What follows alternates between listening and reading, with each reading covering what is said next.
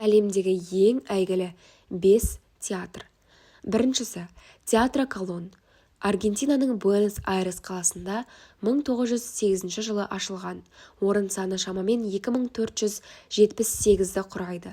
Акустикасы әлемдегі ең үздік деп саналады.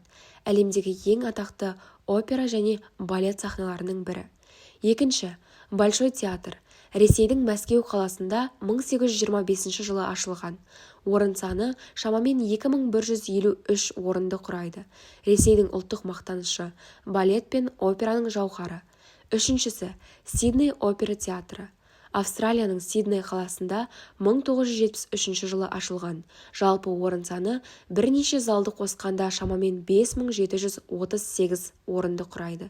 Бүкіл әлемге танымал архитектуралық ғажайып. Төртінші – Ла Скала театры. Италияның Милан қаласында 1778 жылы ашылған. Шамамен 2030-ға жуық орын саны бар. Әлемдегі ең беделді опера сахналарының бірі. Мұнда Верди мен Пуччинидің әйгілі опералары алғаш қойылған. Бесінші – Метрополитен опера театры.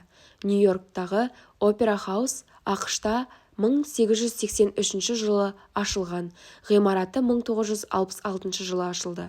Орын саны 3800 орын. Бұл әлемдегі ең үлкен опералық сахналардың бірі.